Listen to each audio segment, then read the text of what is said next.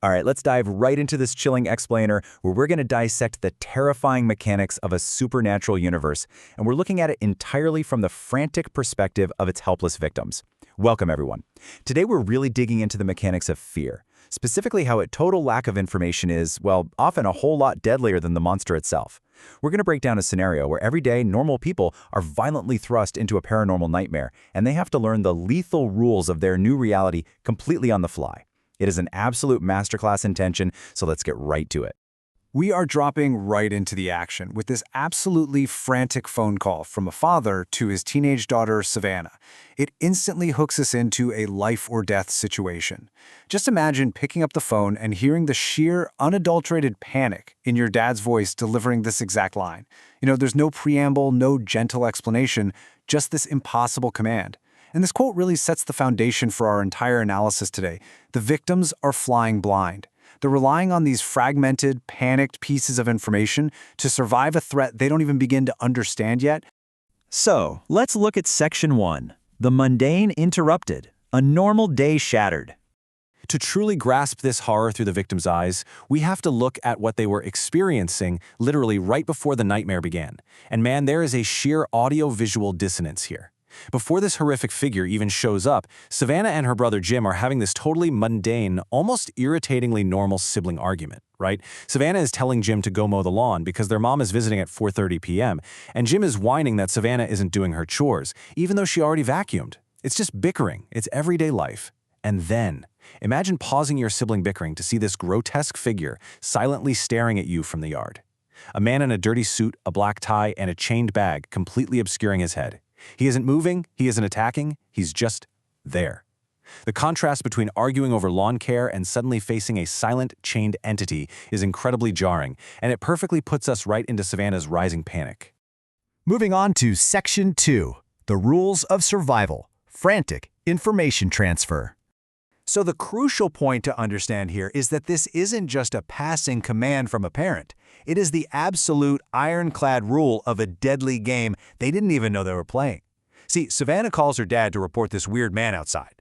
Her dad doesn't call the police. He doesn't tell her to go hide in the closet. He gives her one explicitly clear directive: don't look away. In this universe, breaking your line of sight is exactly what triggers the entity's movement. Your eyes are your only weapon, and ironically, your only shield. The victims have to instantly suppress basically every human instinct to run or hide, and instead engage in a terrifying staring contest with a demon.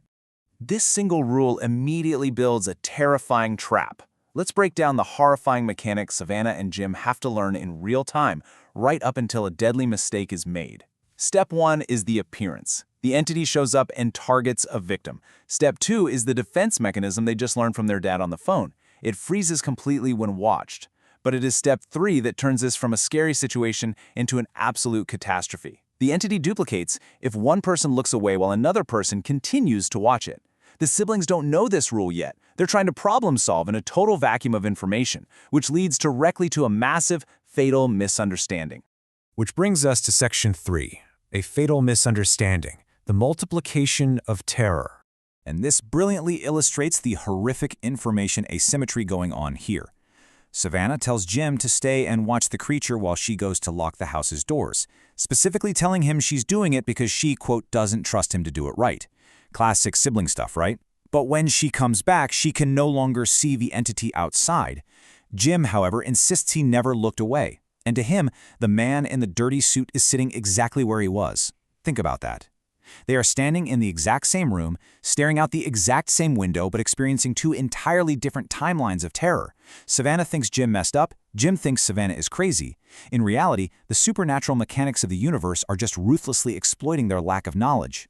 Because here is the brutal math of their situation. Because Jim kept watching when Savannah broke her gaze to go lock those doors, the entity didn't just move toward her, it multiplied. Jim successfully kept his version of the entity frozen out in the yard, but the split second Savannah looked away, a second version was spawned, one that is now actively hunting her inside the house and is completely invisible to Jim.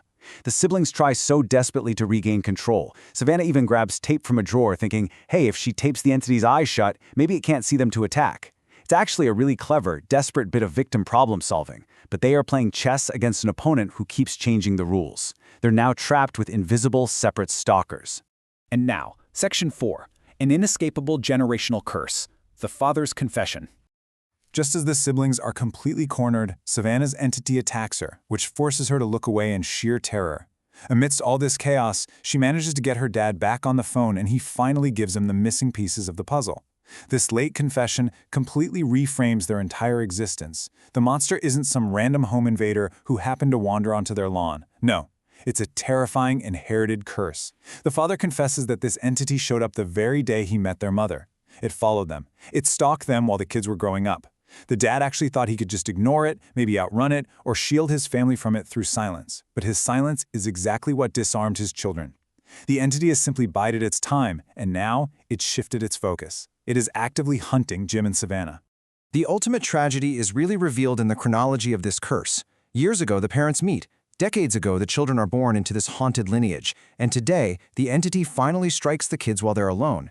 Throughout all their bickering earlier in the day, the one constant was that their mother was scheduled to arrive at exactly 4:30 p.m. Their fate was sealed before they were even born, culminating perfectly at this exact time, literally just as their mother's pulling up to the house.